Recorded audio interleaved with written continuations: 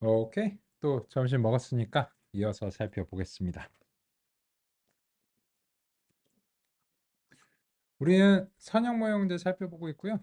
이 선형 모형과 선형 모형이 잘할 것 같은 그 선형 모형을 이제 잘 설명해 줄 수 있는 혹은 선형 모형이 잘 설명할 수 있는 그런 형태의 이제 데이터를 다음과 같이 이제 인위적으로 가정을 이제 해봤습니다. 그 과정에서 이 데이터의 분포와 알고리즘의 궁합이 중요하다라고 하는 이제 그런 점으로 이제 상의를 드리기 위해서 이제 선형 모형뿐만 아니고 우리가 이제 이때까지 살펴봤던 KNN과 이제 결정 트리 이런 것들도 같이 훈련시켜서 확인을 해봤습니다. 그래서 이제 같은 데이터에 대해서 세 가지 서로 다른 모형들의 의견을 이제 받아본 거죠. 그래서 그런 모형들의 의견을 이제 받아봤을 때 각자 자기 나름대로 제시를 합니다. 그런데 이제 결정 트리 같은 경우에는 과연 이게 바람직한 방법론인가?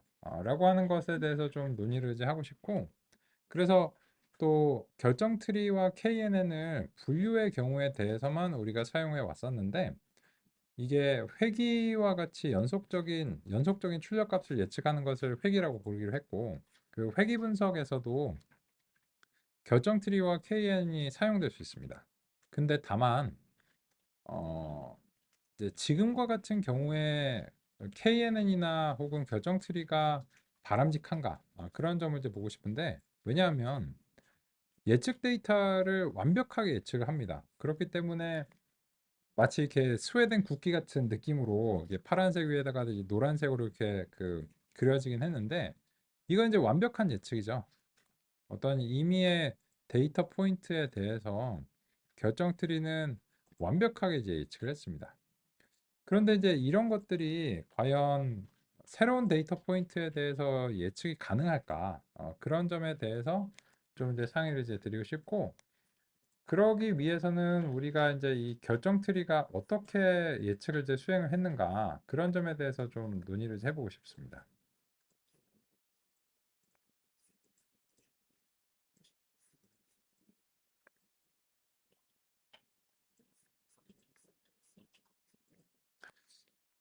그랬어.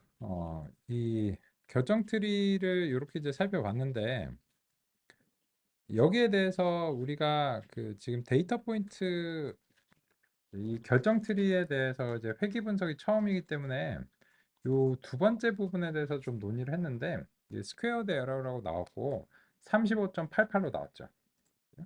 근데 이 35.88을 어디서 얻을 수 있었는가 라고 하면 평균 제곱 오차를 적용하니까 35.88이 딱 나옵니다. 그죠? 그래서 우리가 구현한 이 평균 제곱 오차가 결정 트리의 현재 루트 노드를 예측하는 것에서 사용됐음을 확인할 수 있고, 또한 이 결정 트리의 각 노드는 그 노드에 속한 데이터들의 평균 값을 예측으로 한다는 사실도 우리가 구현을 통해서 확인을 해볼 수 있었습니다. 이런 게 안 맞았으면 35.88이 정확하게 딱 안 나왔겠죠. 그죠? 그래서 이제 왜 이게 35.88인가에 대해서 이제 알았고, 왜 이 밸류가 마이너스 0.037이냐는 것도 알았습니다. 이 밸류는 다음과 같죠. 현재 이 노드에 속한 데이터 포인트들의 타겟 값의 이제 평균 값이고, 우리가 이제 요거를 곧 이렇게 일자 눈썹으로 그리기로 했습니다. 그래서 이 수치도 직접 얻을 수 있었고, 이걸 근거로 해서 평균 제곱 오차값도 확인을 했기 때문에 여기 이제 미스터리가 없죠. 그래서 나머지 것들은 동일한 방식으로 이제 될 것이다 라고 하는 것을 이제 확신할 수 있습니다. 그런데 이 그러면 예측이 어떻게 수행되는가는 이제 잘 아시죠? x0를 마이너스 0.6 정도에서 쪼갰어요.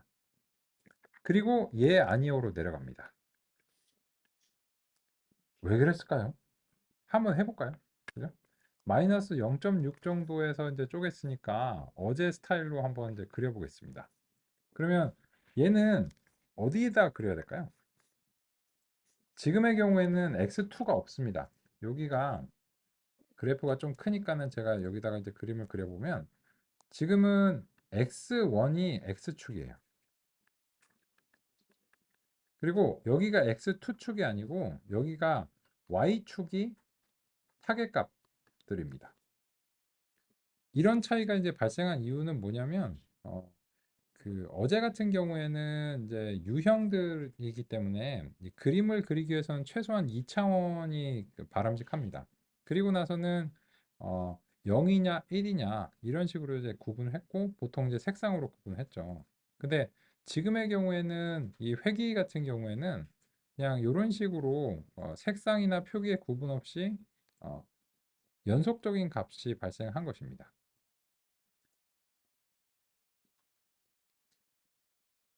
그래서 이제 한 차원 적게 우리가 그림을 이제 그린 겁니다. 그런데 여기에 대해서 이제 처음에 지금 이제 0.6 마이너스 0.6 정도에서 이제 쪼갰다는 겁니다. 그러면 이제 이 정도에서 쪼갰다는 거죠. 이렇게 이제 쪼갰다는 거죠. 즉 이제 x1이 마이너스 0.6 정도에서 한번 쪼갰습니다. 왜 그랬을까요? 일단 여기다 그림 그려놓고 한번 볼까요? 이제 PLT에서 이거는 이제 그 버티컬 라인즈로 이제 해야 되겠네요. 이제 x축에 이제 y축에 평행하거나 또는 x축에 직교한다고 하면 이제 이렇게 이제 되고 그러면 이제 x 값은 마이너스 0.6 정도이고요. y미는 마이너스 10, ymax는 10이겠죠. 그리고 점선으로 이렇게 이제 그려보겠습니다. 참, 얘는 그 스트링 스타일이 안 되니까 라인 스타일을 이렇게 이제 해야겠습니다.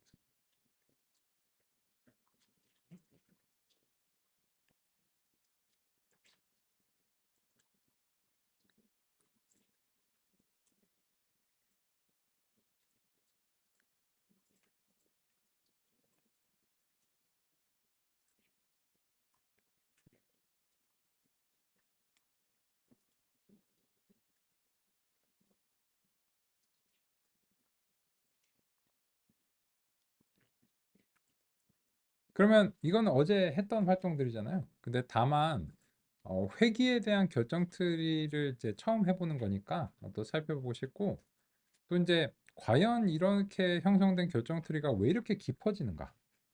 그리고 그렇게 깊어지는 게 바람직한가? 이런 점들을 이제 눈으로 보고자 합니다. 그래서 이제 이렇게 이제 살펴보시는데 보시면 왜 이렇게 쪼갰을까요? 결정 트리는 딱 절반으로 쪼갠 것 같아요. 느낌이. 그죠? 그래서 이제 일단은 절반으로 쪼개놓고 시작을 하자는 건데 그래서 이 결정 트리를 보시면 yes랑 no로 이제 나가는데 요 샘플들의 개수가 대략적으로 그 2분의 1 개입니다. 그냥 이제 반 딱 쪼개놓고 그 처리하겠다는 이제 이런 양상으로 보이는데 그 다음에는 마이너스 5에서 쪼개고 여기는 플러스 5에서 쪼개는 것 같아요. 그러면은 패턴이 조금 보이시지 않나요? 또 한 번 반으로 쪼개겠다는 거죠. 그래서 이제 마이너스 5.4랑 마이너스 5.2를 이제 그려보면 이게 이제 짐작이 되기 시작하는 거죠. 아이고야, 과연 이렇게 이제 네 맘대로 될까? 그래서 얘를 마이너스 5.4 정도에서 이제 쪼개고 그 다음에 이제 그 플러스 이제 5 정도에서 쪼개는 것 같습니다. 5점 얼마? 5.2, 5.3 정도로 잡을게요. 비스무리해요. 야, 근데 정확하게 나랑 이 값이 일치하지 않는데 그거 왜 그런 거야? 그거는 이제 왜 그러냐면 이거를 실행할 때마다 이 노이즈가 랜덤하게 좀 달라지죠. 그래서 이제 그런데 이거를 완벽하게 일치하기 위해서는 얘도 그 난수 초이 값을 좀 잡아보겠습니다. 그래서 요 numPy 랜덤에 요 중간에 끼워 놓을게요. 랜덤 스테이트를 이제 끼워 놓고 요 적당한 남수 값을 아무거나 이렇게 선정하시면 됩니다.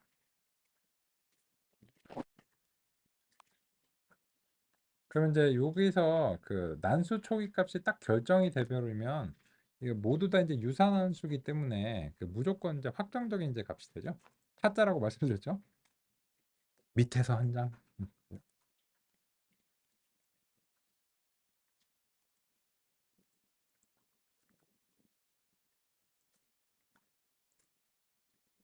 그래서 이제 이렇게 하시면 그 양상 자체가 완벽하게 이제 동의를 합니다. 그리고 나서 이제 형성된 결정 트리를 이제 다시 이제 한번 이제 그려야 되겠죠. 그러면 보시면 최대 깊이 값도 조금씩 다르죠.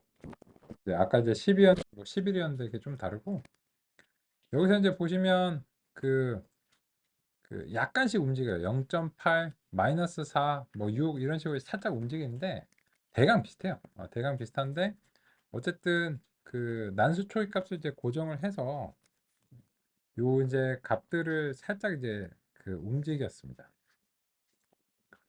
그래서 이제 그 조정된 값에 따르면 우리가 난수 초기 값을 이제 고정을 하고 나서 이제 조정된 값에 따르면 뭐 얘가 이제 뭐 0.8이고 마이너스 4.4고 뭐 6.0 정도 이제 되는 것 같은데 그 이제 데이터의 이제 분포에 따라서 조금 이제 달라지는 겁니다. 그럼 결정틀을 이렇게 쪼갰어요. 근데 이렇게 쪼개고 나서 그럼 어떻게 하자는 걸까요? 왜냐면 요쪽 애들은 현재 노드에서는 이것들의 평균 값이에요. 그죠? 그러면 한 뭐 대강 한 요 정도 될 거 아니에요? 근데 이거 가지고는 어림도 없죠. 그래서 얘가 하는 양상을 이제 보아하니 이게 계속 그 한 반씩 쪼개 나가는 것 같아요. 그래서 이제 그 마이너스 5.8하고 1.4라고 해가지고 계속 반씩 한 대략적으로 반씩 쪼개 나가면서 이제 공략을 이제 해나가는 것 같습니다. 그러다 보니까는 이게 막 이렇게 쪼개겠죠. 언제까지 쪼갤까요? 이게 더 이상은 안 할게요. 언제까지 쪼개냐면 마지막 하나가 남는 그 순간까지. 그러니까 요 영역에 딱 하나가 남을 때까지 쪼개니까요. 그러니까 요 샘플마다 영역이 이렇게 막 이렇게 구분이 되는 거죠. 이런 식으로. 이렇게. 이렇게 해가지고 어떻게든지 100점을 맞겠다는 겁니다. 야, 근데 이렇게 나네? 여기는 y 값이라서 할 수가 없어요. 여기는 할 수가 없고. 그래서 막 이렇게 쪼개가지고 하는데 어떻게 생각하세요? 이게 잘 될까요? 이런 계획이? 그래서 이거를 제가 조금 단순하게 만들어 보겠습니다. 이 문제점을 그 시사를 이제 하기 위해서 네, 그 조금 더 그 샘플의 개수가 작은 걸로 직접 좀 해볼게요. 그래서 다음과 같이 이제 살펴보겠습니다. 이거는 그 결정 트리의 문제점을 그 직접 우리가 이제 경험하기 위해서 정확하게 이제 값들을 좀 규정하겠습니다. 0.5, 1.5, 2.5, 3.5 이런 식으로 딱 고정을 시키고 그리고 정확하게 그냥 항등함수로 만들게요. 그리고 그 다음에 이제 PLT 이제 그 스캐터를 이제 통해서 XS랑 이제 YS를 이제 정확하게 딱 찍겠습니다. 그래서 예를 들어서 이제 그 요 XS랑 이제 YS를 정확하게 딱 찍고 점을 이제 큼직하게 좀 그리고 초록색 그리고 요 마커는 스퀘어 네모로 한번 이제 그려보겠습니다.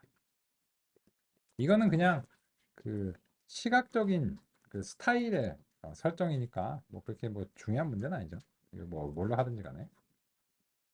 근데 이제 이게 너무 크니까 오히려 좀 잘 안 보이는 것 같아요. 제가 이제 말씀드리기 이제 편하게 좀 적당하게 크기를 좀 조정하겠습니다. 퀵 사이즈에 뭐 6 x 4? 너무 큰데? 3 x 3?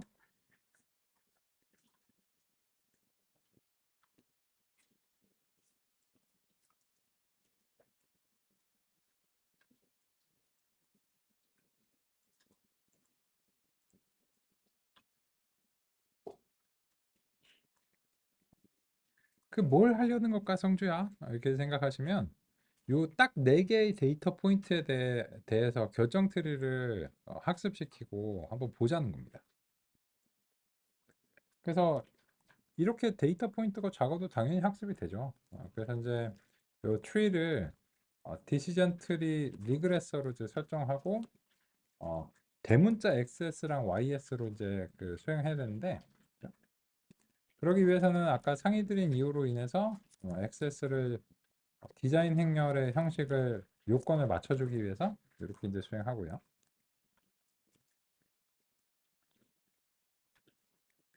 그리고 나서 이제 요 tree에 대해서 그 얘가 예측이 이제 완벽한 거는 당연합니다.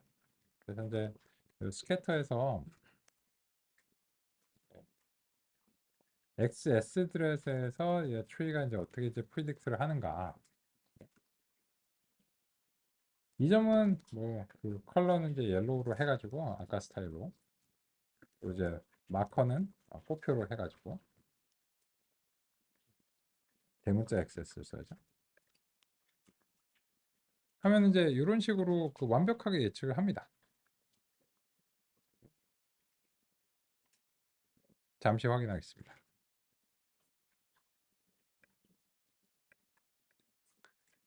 그러면 이제 트리가 완벽하게 이제 예측을 했는데 그 이 데이터 포인트를 제가 일부러 작게 잡았어요. 일정한 간격으로 작게 잡았고, 그래서 요 옆에 오른쪽에다가 결정 트리를 형성된 결정 트리를 이제 그려보겠습니다. 그러기 위해서는 이제 피겨의 이제 가로를 한 두 배로 잡고,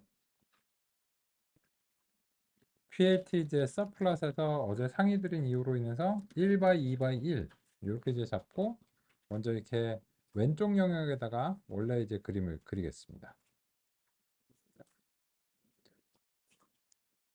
다음과 같고, 그리고 이제 이 왼쪽 영역에서 그 뭐 이거는 가독성을 위한 조치인데요.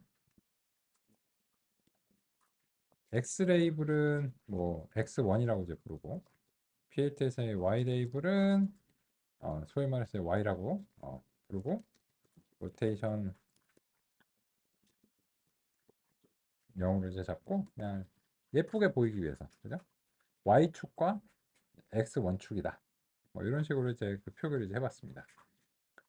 그럼 이제 여기에 대해서 그 왼쪽 영역에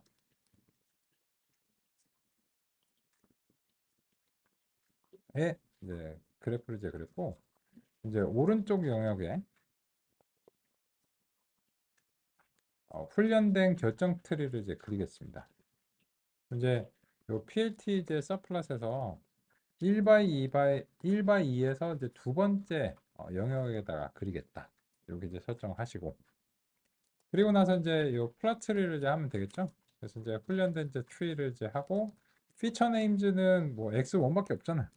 이렇게 수행하고, 그리고 나서 네, 이제 여기 옆에다가 좀 그리겠습니다. 네, 찌북이라서 좀 안 보이네요. 이게 좀 넉넉하게 해줘 보겠습니다. 좀 더 넉넉하게 해야 되겠네요. 12? 12 정도 하니까 이제 볼만합니다. 그러면 이제 그 영역은 이제 자기의 화면에서 넉넉하게 좀 주시고요. 가로 세로를. 왼쪽이랑 오른쪽에서 이제 주려고 보여드리려고 하니까 요거를 이제 가로를 좀 널찍하게 좀 이제 잡아줬습니다. 그래서 이제 오른쪽 영역에는 우리가 이제 늘상 하는 것처럼 이제 플라트를 이제 수행을 했고요. 여기 이제 보겠습니다. 그러면 여기 보시면 x1이 2.0에서 쪼개고 1.0에서 쪼개고 3.0에서 쪼개고 해서 마지막에는 이제 다 순수하게 이제 돼버렸잖아요. 그러면 요게 그림을 그릴 if에 쓰면 포인트가 딱 3개네요. 1.0, 2.0, 3.0이네요. 그죠? 그래서 1.0, 2.0, 3.0에서 이제 버티컬 라인을 이제 그려보겠습니다. 그래서 여기서 이제 그 결정 트리 경계라고 이제 할 수 있고, PLT에서 이제 버티컬 라인즈를 이제 수행하고, 처음에 이제 1.0이죠. x는 1.0이고 y 값은 지금 이제 보시면 그 적당하게 이제 그림이 이제 되겠죠. 지금은 한 4 정도까지 그릴까요? 그래서 이제 그 y미는 이제 0하고 한 4 정도까지 그리고 라인 스타일은 이제 점선으로 좀 이제 예쁘게 이렇게 이제 그려보겠습니다. ymin, ymax. 그럼 아이고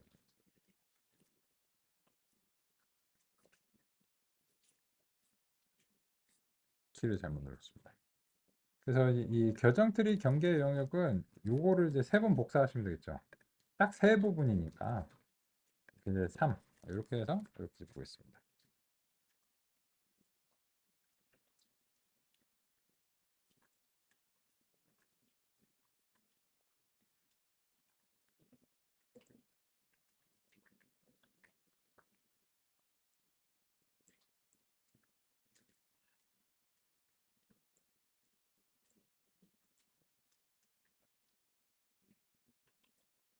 그러면 같이 한번 보시면 이 요런 결정 트리가 요렇게 이제 결정한 거죠. 그러면 처음에는 2보다 작거나 같은가요? Yes. 아, 그런가요? 그러면 1보다 작거나 같은가요? Yes. 아, 그래요? 그러면 여기에 훈련 데이터 포인트가 하나밖에 없군요. 그러면 그 훈련 데이터의 평균 값은 자기 자신이겠죠. 따라서 밸류를 0.5로 채택을 합니다.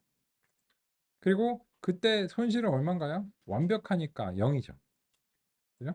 얘는 퓨어하죠, 퓨어. 근데 만약에 여기 1.2보다 작은데 1.0보다 커요. 아니요 하면은 아, 거기에 하나밖에 없군요. 해서 1.5로 예측합니다. 왜냐면 자기 자신 하나의 샘플의 평균 값이니까 그냥 자기 자신이 될 거 아니에요.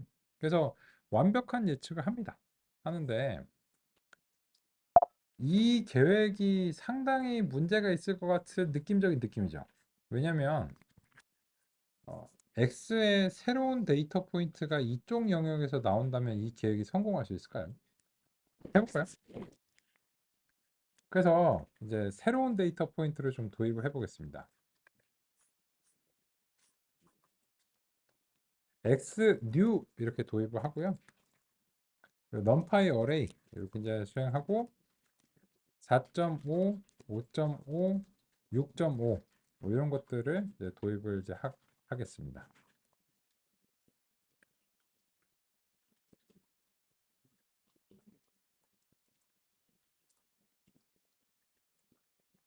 그리고 이제 이 요 이제 새로운 데이터 포인트들에 대해서 우리가 이제 어, 새로운 데이터 포인트들의 이제 점도 좀 찍어주죠. 그래서 이제 원래 데이터 포인트가 이제 있는데 여기 이제 PLT 이제 스캐터에서 추가로 그죠?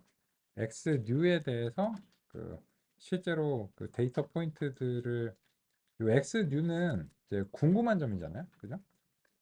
그래서 이제 결정 트리에 이제 추가적으로 이제 물어보자는 거죠. 스캐터를 이제 해가지고 그래서 X new에 대해서 트리야 너는 어떻게 생각하니? X new들에 대해서 이렇게 이제 물어보고 그리고 이제 요 그 큼직하게 좀 이제 표현을 해주도록 하겠습니다.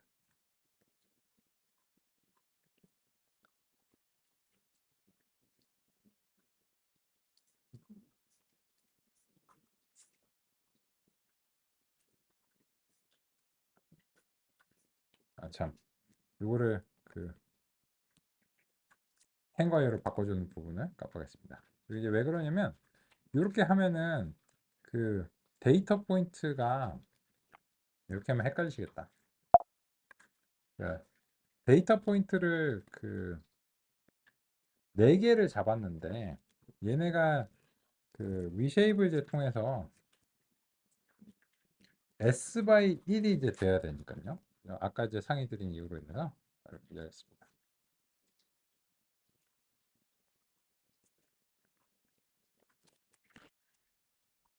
즉 요거는 이제 그 플러스 S 플러스 개가 이렇게 이제 들어왔죠. 근데 요게 그 S 플러스 by 1의 형식이 이제 되어야지 디자인 행렬이 되잖아요.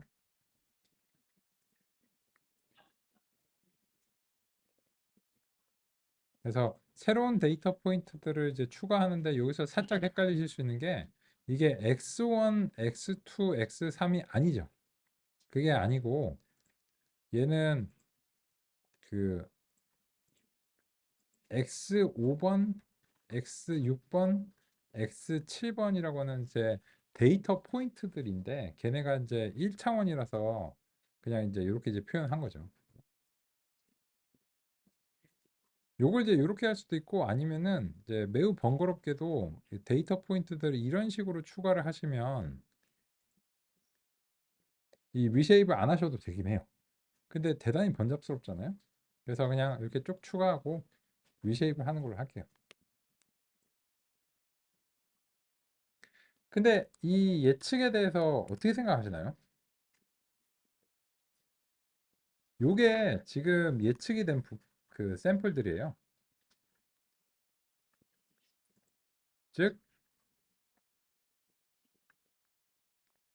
모든 새로운 데이터 포인트들에 대해서 이 트리 같은 경우에는 그냥 이렇게 쭉 똑같은 값으로 예측을 해버렸어요. 왜 그럴까요? 이런 거죠. x가 지금 얼마가 들어왔냐면 새로운 데이터 포인트가 예를 들어서 x가 5가 들어왔어요. 2.0보다 작거나 같은가요? 아니요. 3.0보다 작거나 같은가요? 아니요. 그런 다음에 그냥 이게 끝이에요. 이 풀스문이 이제 소진이 돼서 여기가 마지막에 else문입니다. 그냥 뭐 더 이상 뭐 묻고 따지고 할 것도 없고 아 그냥 3.5 하시죠. 이런 거예요. 아니요. 저기요. 잠깐만요. 그 3.5 하면 어떡해요? 이게 지금 추세가 지금 이렇게 이제 가고 있는데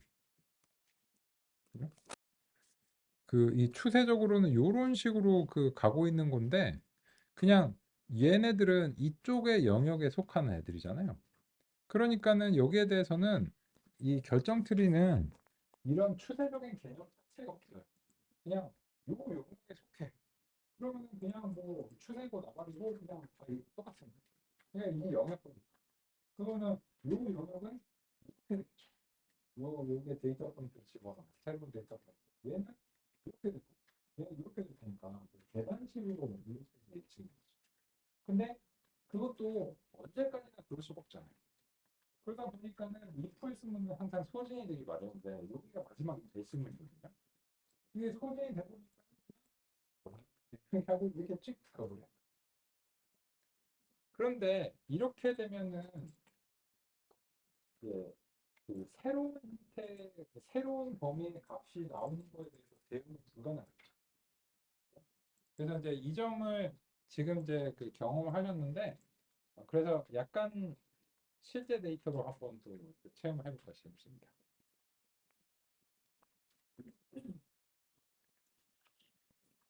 그래서 이제 우리는 야 근데 가만히 있어봐. 지금 우리 논의가 선형 모형 논의 아니었나? 맞아요. 맞습니다. 맞는데 이게 그 어떤 것의 그 특징을 잘 드러내기 위해서는 이미 잘 알고 있는 것과 잘 비교를 하면 또 더 잘 드러난다고 생각합니다. 그런 측면에서도 이제 그렇고 그리고 실제로 이제 만능의 알고리즘은 없는 데다가 데이터 분포가 굉장히 중요하고 그리고 또 결정 트리가 되게 훌륭한 알고리즘이라고 어제 막 말씀을 드렸는데 완벽하게 실패할 수 있는 경우가 있다는 거예요. 그 되게 주의하셔야 된다는 거고 항상 그런 건 아니지만 다 약점이 있습니다. 그래서 이제 이번에는 그 오랜만에 공유 폴더를 좀 참조하시고 어, 데이터 폴더를 한번 좀 관심을 가져주시면 감사하겠습니다.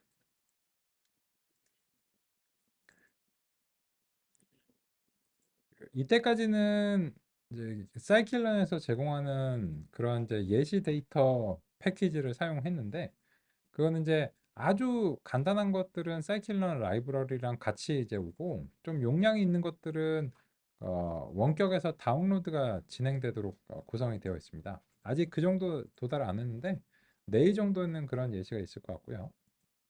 근데 지금은 데이터가 커서 그런 게 아니고 그냥 준비가 이제 따로 되어야 돼서 포함이 안 된 거라서요. 다운로드 받으려고 하고요. 5KB 밖에 안 됩니다. 엄청 작은 데이터인데 요 실제 값이긴 해요. 램 프라이스라고 하는 데이터를 좀 다운로드를 받아보겠습니다. 그래서 이제 요거를 이제 다운로드를 이제 받아 가지고 이제 한번 이제 활용을 이제 해보도록 하겠습니다. 그런 다음에 그 받으신 데이터를 저 같은 경우에는 실습 폴더에 데이터 폴더를 이제 새롭게 이제 그 있다고 가정하고 거기에 이제 램 프라이스를 담았다고 가정하겠습니다. 근데 이거는 그냥 편의적인 그것을 고려하시면 됩니다. 그래서 만약에 이제 원하신다면 그냥 그 실습 폴더 자체에다가 갖다 주셔도 상관없는데 다만 그러신 경우에는 제가 제시하는 이제 코드랑 그 경로가 다르시니까 잘 반영하시면 되겠습니다. 그래서 일단은 저게 표 형식의 데이터라서요. 요 read CSV를 이제 통해서 데이터 폴더에 이제 램 프라이스가 이제 있다고 가정하고 다음 것을 이제 읽어보겠습니다. 램 이렇게 이제 할게요.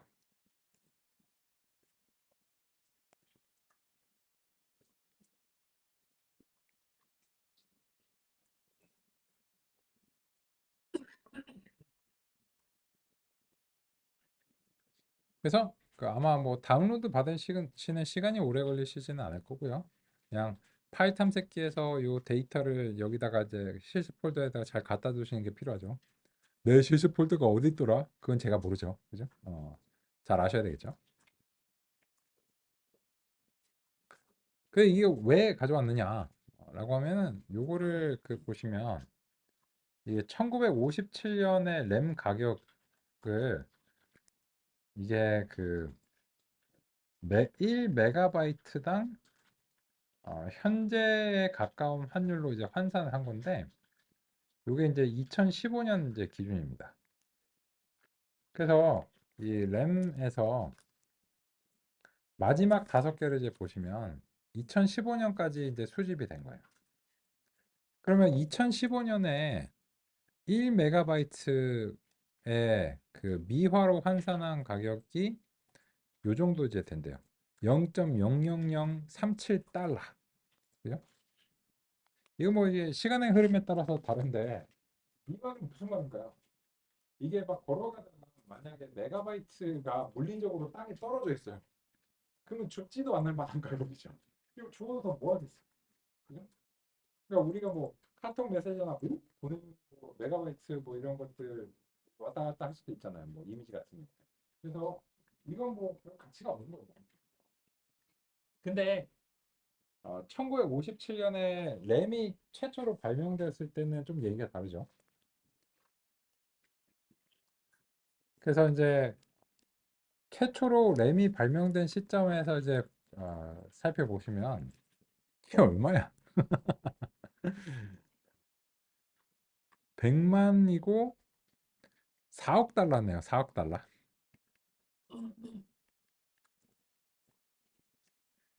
1메가바이트를 당시에 만들 수도 없죠. 당시에 진 공간으로 이렇게 그 랜덤 액세스 메모리가 만들어진 시점이 1957년입니다. 그래갖고 IBM인가? 그때 이제 당시에 거기서 이제 만들었나 하는데 2메가바이트면은 당시에 막 종합운동장을 막 진공관으로 꽉 메우고 막 이래야 될 거 아니에요. 그러니까 메가바이트 뭐 이런 거죠. 그래서 이게 4억 달러 만들 수도 없지만 만약에 그 당시에 이제 가격으로 환산하면 4억 달러였을 것이다. 이런 엄청난 가격이죠. 근데 지금은 이제 뭐 땅에 떨어지면 죽지도 않으면 이제 이런 가격이니까. 그래서 요거 그래프로 좀 그려보겠습니다. 네, 그래프로 그리기 위해서는 이제 이렇게 이제 해볼게요. 그리고 이제 램에서 그냥 그래프 그리는 거에 이제 편의를 위해서 데이트, 시간을 색인으로 좀 설정하겠습니다. 이게 왜 그러냐면 이 펜다스 데이터 프레임에서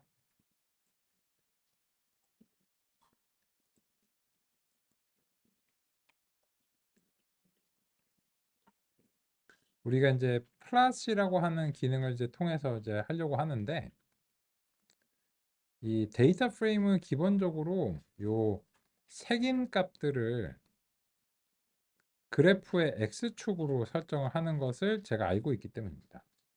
그리고 이제 각각의 요 y 값들을 이제 요 열 값들을 그래프의 이제 y 값으로 하고 만약에 열이 두 개 이상 있어요.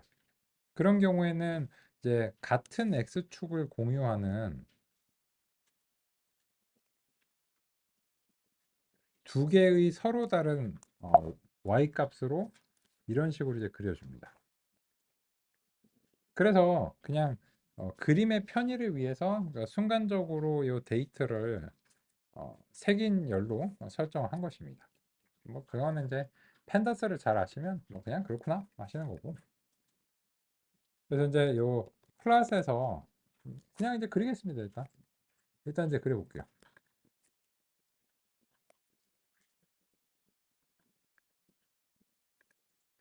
뭐 이제 별 이슈는 없는데 근데 보시면 요런 느낌이죠. 이게 왜 이런가요? 여기 보시면 여기가 10의 8승이에요. 10의 8승이 억이거든요. 억. 그러니까는 4억이 1950년대 4억 달, 57년 4억 달러인데 이게 엄청나게 급격하게 빨리 감소를 하고 이미 1960년대에 갑자기 거의 빵에 가깝게 막 떨어지고 2015년에는 뭐 거의 뭐 빵점 빵빵빵 이렇게 내려가잖아요. 이게 너무 가파르게 이제 바뀌죠. 그래서 이렇게 아주 가파르게 바뀌는 경우는 기하급수적인 감소로 봐야 되죠. 그죠? 그래서 이런 경우에는 이게 단위가 너무 차이가 나서 볼 수가 없기 때문에 로그 스케일을 사용해서 그림을 그리시면 좀 추세를 보는 데 도움이 됩니다. 그래서 Y축을 로그 스케일로 바꾸겠다. 그죠? 이건 이제 두 가지 방법이 있는데 그 가격값을 로그로 변환한 것을 가지고서 그림을 그리시는 방법이 있고 아니면은 요 플랫에서 종종 그 로그 스케일 등으로 바꿔야 되는 경우가 있기 때문에 그 설정이 있어요. 그래서 지금 이제 편의를 위해서 이제 로그 스케일로 이렇게 바꿔갖고 이렇게 이제 그림을 그려보겠습니다.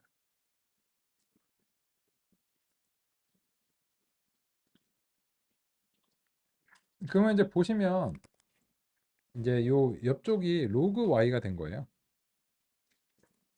그러면 이제 이 로그는 이 제곱을 이제 풀어내 주잖아요. 그죠?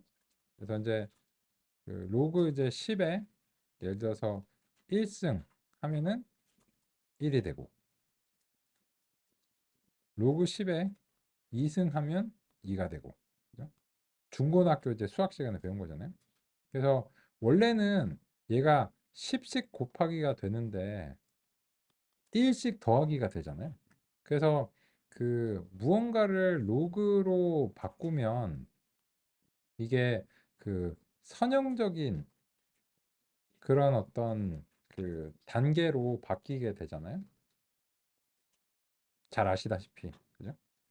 그래서 이제 이렇게 로그 스케일로 같이 이제 살펴보겠습니다. 근데 이러니까 갑자기 눈에 보여. 야, 가만 있어 봐. 이거가 요런 굉장히 선형적인 전개가 있는데 이거를 딱 관찰한 사람이 누굴까요? 뭐 이름도 알아야 되나? 이게 생각하시겠지만 유명한 사람이라서요.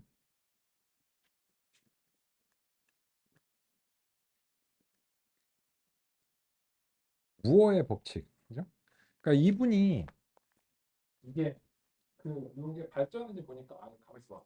이 집적 회로의 그 집약도가 18개월마다 두 배씩 증가하는데 무언가가 이제 배수로 증가하는 것은 기하급수적인 그 증가잖아요. 지수적인 증가죠. 그러면 그런 지수적인 증가는 를 이렇게 로고 스케일로 딱 보면 이렇게 트렌드가 생기잖아요. 그래서 이런 트렌드를 딱 본 거예요. 오, 오케이. 그래서 이게 그 무어의 법칙, 사실 정확하게 말하면 관찰이죠. 무어의 관찰인데 어쨌든 그 이름이 멋있죠. 그래서 이제 뭐 법칙이라고 하면 언제까지 이렇게 돼야 되는 거. 근데 그거는 90년대 정도까지죠. 2000년대 됐다고 여기서부터는 좀 많이 깨졌죠. 깨져가지고 만약에 무어의 법칙이 계속 된다면 지금은 나노 이하로 애진작이 들어갔었어야죠. 기하급수적인 발전이라는 게 엄청난 발전이잖아요. 근데 지금 3나노가 첨단이죠. 지금 뭐 될까 말까 뭐 하는 하고 뭐 수율이 나오네 안 나오네 이러고 있잖아요. 그래서 이 무어의 법칙이 한 이 정도에서는 사실 이제 깨졌습니다. 근데 이 반도체 가격이 그런 추세를 굉장히 반영합니다. 그래서 이런 거죠. 야, 이런 것들 있잖아. 이거는 그냥 뭐 시장의 수급 상황과 뭐 수요와 뭐 그리고 뭐 물동량과 뭐 이런 거 이렇게 그 플러스 좀 에러가 있어. 하지만 이런 추세는 명확해. 이렇게 이제 얘기를 해주는 거야. 그러면 이 얘기를 왜 했냐? 라고 하면 결정 트리로 이런 데이터를 가지고서 추세, 가격 추세를 예측할 수 있을 것인가? 그런 점들을 이제 살펴보고자 합니다. 그러면 이제 이게 그 훈련 시험 데이터를 나눠볼게요. 무슨 말이냐면, 자, 과거의 데이터를 기반으로 미래를 맞추는 게 가치가 있는 일이죠. 그죠? 뭐 주식도 그렇고, 반도체 가격도 그렇고, 뭐 날씨도 그렇고, 다 미래적인 가치가 있는데, 그래서 이런 시계열성이 강한 데이터들은 훈련 시험 데이터 만드실 때 좀 주의하실 점이 있습니다. 미래를 훈련 데이터에 넣으면 안 되고, 과거가 테스트 데이터로 가면 안 됩니다. 그래서 굉장히 주의하셔야 되고, 그런 이유로 인해서 우리가 이제 트레인 테스트 스플릿을 직접 좀 해보겠습니다. 야, 모형 평가가 있는데 그걸 왜 직접 할까? 지금은 이제 시각화의 예시라서 그 훈련 시험 데이터 자체가 필요해요. 그죠? 그러면 이제 이렇게 이제 해볼게요. 여기에 대해서 그 요 위쪽에서 새로운 셀을 하나 좀 추가를 하고 작업하겠습니다. 램 트레인이라고 할게요. 요 같은 경우에는 그 램에서 데이트 이제 Y2K를 기준으로 하죠. 이렇게 이제 하시면 일단은 그 참거짓 값이 발생합니다. 그래서 이제 이렇게 이제 필터를 만들고 그 램을 이렇게 선택을 하고 램 트레인이라고 이제 하시면 요 마지막에 세 개 혹시 추우시면 말씀하세요. 하면은 그 재벌집 막내 아들에 나오는 그 시점이죠. Y2K. 요새 넷플릭스에서도 다시 재방하더라고요. 재밌게 봤었는데. 미래를 알면 재벌집 막내 아들이 될 수 있는 거죠. 그죠? 그래갖고 이제 다음과 같이 이제 그 하시면 이제 되고, 그러면 이제 같은 방식으로 요거를 이제 그냥 새롭게 이제 셀을 추가를 해서 램 데이트가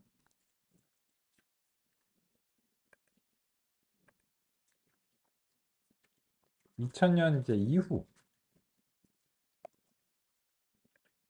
그래서 이제 램 테스트라고 이제 볼게요. 이렇게 해가지고 이제 그 시계열 데이터들은 처음에 이제 세 개 이렇게 이제 보면 그래서 이제 딱 Y2K를 기점으로 해가지고 훈련과 이제 시험 데이터를 이제 나눠봤습니다.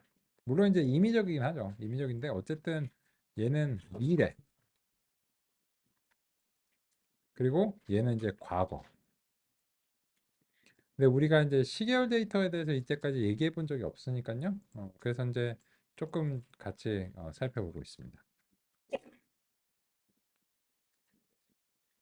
그러면 이제 우리가 원하는 것은 이제 과거의 데이터를 기반으로 훈련했을 때 미래를 예측하는 능력이 얼마나 되냐 이런 점입니다. 근데 그러면 요 그 램트레인과 같은 경우에 지금 이제 현재 데이터가 아까 이제 보신 것처럼 요 열이 딱 두 개거든요. 그러면은 뭐가 타겟이고 뭐가 데이터일까요?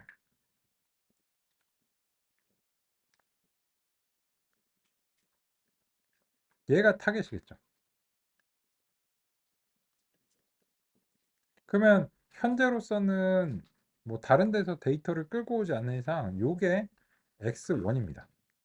따라서 우리의 그 입력 벡터는 1차원이에요. 그죠? 그리고 이것과 타겟 값의 관계인데 타겟 값이 보시다시피 연속적인 값이죠. 그러니까 이 문제는 리그레션의 문제죠.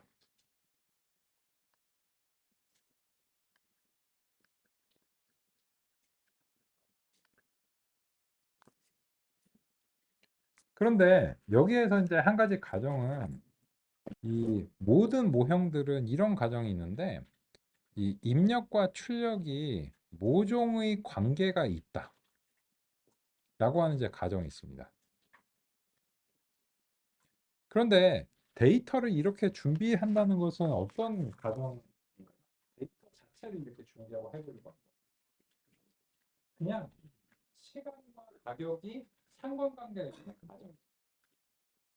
상관관계는 있겠죠.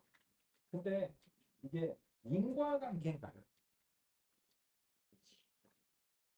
어려운 얘기죠. 그죠? 왜냐하면 그러면 시간의 흐름에 따라서 집적도가 그 무조건 줄어든다.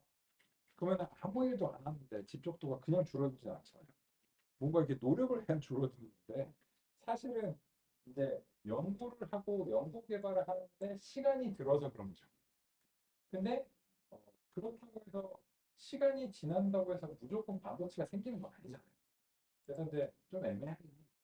어쨌든 그냥 그래서 제가 지난번에 이제 처음에 소개해드린 대로 진정한 입력이냐고 하는 것에 대해서 의구심이 들지만 뭐 현재로서 그냥 이렇게 이제 해보겠다. 쉬는 시간 이후에 살펴보겠습니다.